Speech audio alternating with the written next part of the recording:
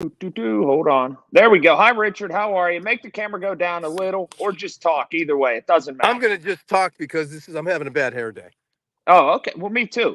We're going to be brief because we both have places to be. But the question is really simple. Answer is yes. Should, Yes. no, you jumped the gun. Yes. Maybe. Should Mitch Trubisky get another chance this weekend? That's the only question really around Steelerville, I think.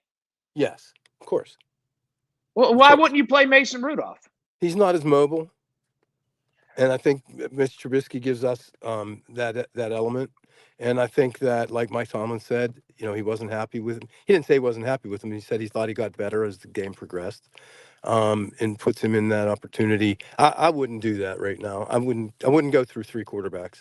I would stay with Trubisky. Trubisky's the guy you paid $8 million to. Um, you know, make it work. What would you do? Okay. What would you do?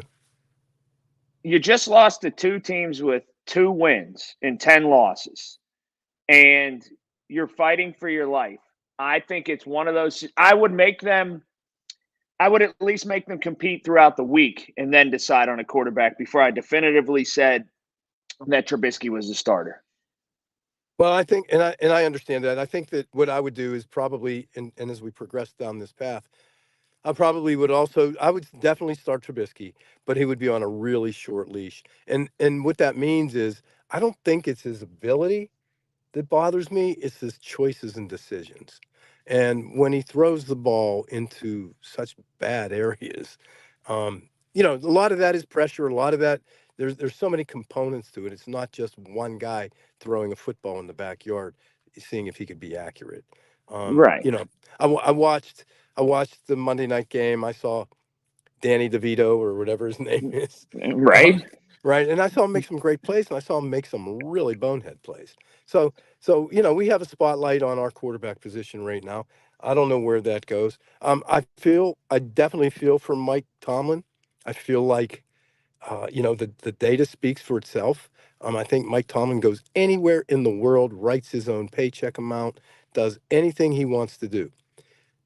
Conversely, I don't think he should ever be fired here. But I think if I were Mike, I'd say, I think it's time. It's time for me to go on to pastures that I think I can really impact more. Because, I think we keep trying to talk about old school Steelers, and we're not. This isn't Terry Bradshaw's team. This isn't Franco Harris's team. This isn't Andy Russell, Jack Ham, and Jack Lambert. That's not who we are. This is I this is agree. 50 years later, man. Let's go. Let's adapt and let's go. And I got one more Anyway, question for you because I know you're brief and you're quick and you got yes, some things to do. Is the yes. NFL bad right now, or is it just a bunch of good parody and it's enjoyable? Okay. Okay, so I have two thoughts on that. First of all, where the most parity exists, in my opinion, and this is also our problem, but where the most parity exists, and I don't know why, but is in injuries. I think that Yes, there are and so many star teams quarterbacks rocked being with hurt. injuries. Yes, and I don't know, maybe I just didn't pay attention to that before, but when I look at the league right now, it is rocked with injury. I mean, we have Alex Highsmith, we have TJ Watt, we have Minka, we have this one, we have that one. Why is it? Is the game sped so much and it's become so much more violent? And how do you dial that back if that's the case? I don't know the answer. The information begs the question. So I don't know the answer, but that's the true parity in my mind. And I don't think that the NFL has any responsibility for that, or not responsibility, but I don't think it's the NFL's fault. But I do No, there's no see negligence. There's no no, negligence at all. no. I don't know how you control that, and then the consistency in the officiating. But the parity exists in a number of injuries right now.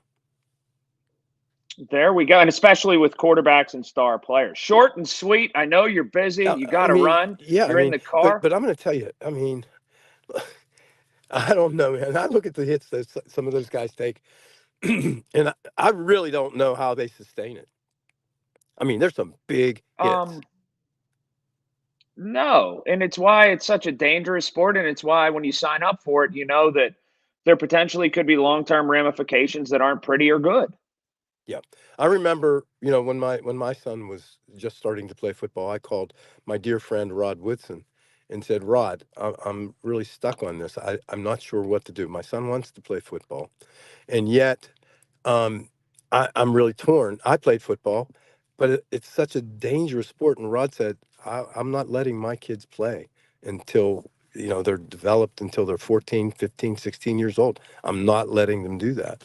And I thought that was really good advice, because it is such a dangerous game. Um, anyway, that's my thoughts. I'm not sure what yours are, but that's mine.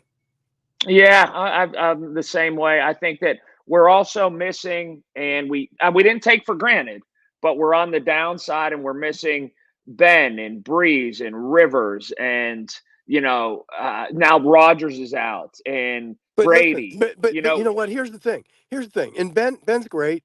Great. He was a friend of mine at one point. We haven't talked in a while. But here's the thing about Ben. We romanticize Ben's years here. We think about the Ben that was 10 years ago, Ben, 12 years ago, Ben that came in to replace Tommy Maddox. We think of that Ben. And that's not the Ben we had the past 3 years of Ben's career. So, but when we think of Ben, we romanticize those years here and think about how wonderful he is, and he was. But let's remember, there's a cycle that Ben started that, and he went and he did what he did, and then I think Ben did the right thing, left at the right time. But Yeah, there's not a lot of Ben Roethlisbergers in this world. There's just not. I mean, man was just a specimen. You try to bring him down. Remember that. My heavens. I mean, I yeah, can remember and a people lot of the hanging on him. quarterbacks. We saw a high time in quarterbacks. You can add Eli Manning, that makes add a bunch of different quarterbacks. We lived in a golden age of quarterbacks in a time in which it all came together. And now what we're seeing is a drop off in quarterback play, and I think that is kind of a part of all this too. Well, I don't know if you've seen a drop off, because I can tell you, I can go through 32 teams, and I can go to LA, I can go to, Justin Herbert, I can go to Daniel Jones. These are good athletes. I can look at, Zach Prescott. I, I, I, I had him really low on my list, right? For the last 3 years. I really did. I didn't think he should even be playing. And now look at him. He's really on fire. And it's, you've got to build the team around them. And that's what's happened. Um, so I think that it's more than it's being in the right position at the right time. I don't know about Kenny Pickett. I think Kenny Pickett can be the guy, but I don't know. But there is 32 premier athletes. There are 32 premier athletes playing the quarterback position in this NFL, and I tell you, I salute every one of them. Yeah, they're the best in the world at what they do. They The are. absolute best. 32, 32 of those jobs exist in this world. 32 of them. Yeah, you're right. So, so I salute. Uh, I salute to them, and I I love you, and I thank you, and I'm out. we will chat. I'll see you. Goodbye.